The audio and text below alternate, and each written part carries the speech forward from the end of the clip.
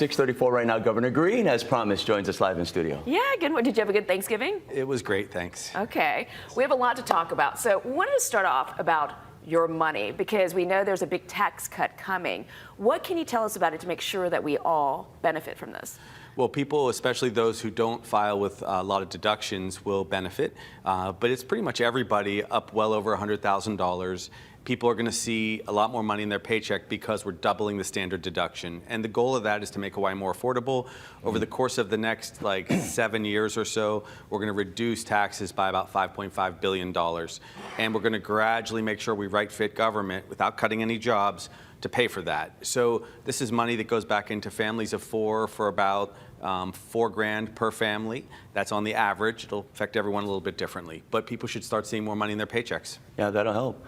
Since we're talking about money, maybe we go into the economy.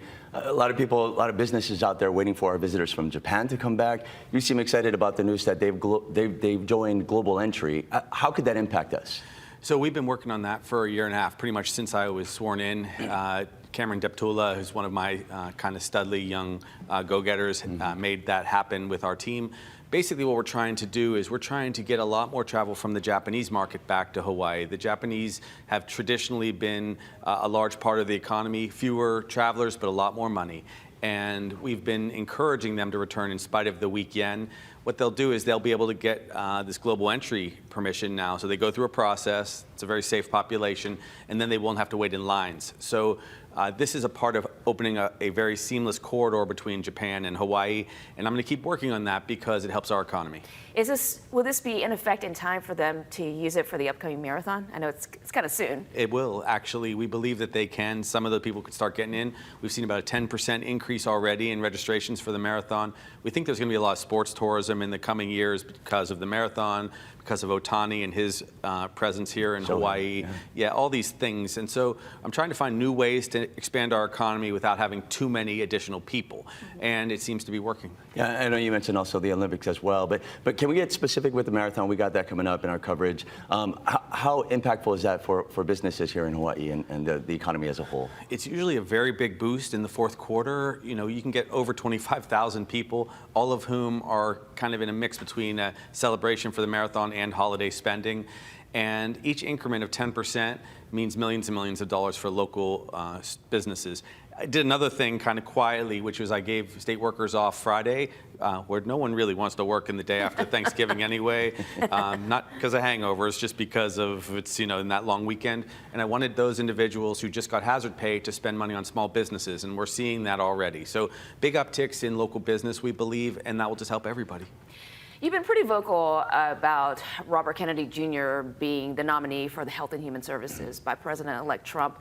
I wanted to ask you if obviously you're concerned about it, but should we be concerned that this is going to affect us here in Hawaii, and how? We should be concerned to a degree, obviously because I'm a physician governor, I'm always pushing harder on health anyway, and I've got a great director of health in Kenny Fink. But yes, we could see disease spread across the mainland, and some of that could translate over here. RFK Jr. is an absolutely terrible pick. He's an unsafe pick. And this is not partisan. This is not Democrat versus Republican at all. This is a person who has no public health experience. And remember, when we were in 2019, I was lieutenant governor, he torpedoed the vaccination program in Samoa.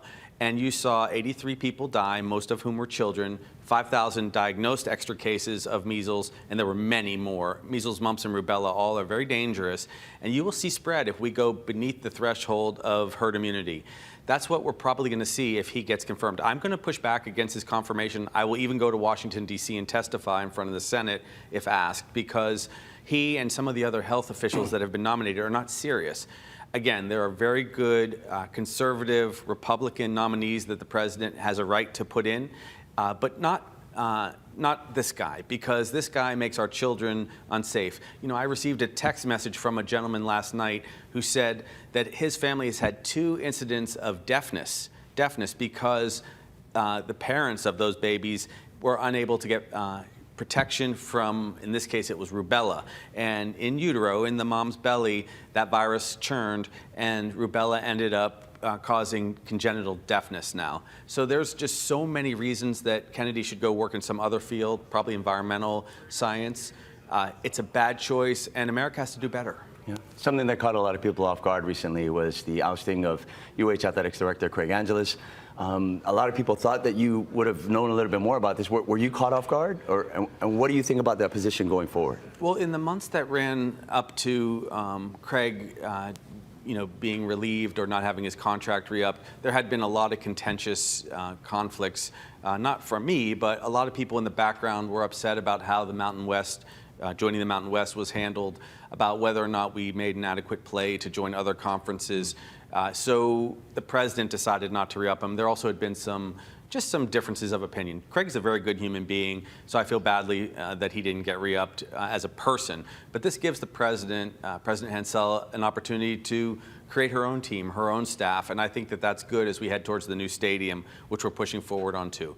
I don't like to micromanage these issues. I like to leave it in the hands of experts, and so it doesn't come as a surprise to me that they don't tell me, because I really try not to put my thumb on the scale. Yeah. All right, Governor, thank you for being here today. Hey, thanks for being with me, and also thank you for all of us welcoming the Taiwanese president, which was a pretty landmark thing this last weekend. We were really grateful to see such a warm embrace. Yeah. All right. Thank you, Gov. You bet. All right. 6:40 right now. We'll be right back after this.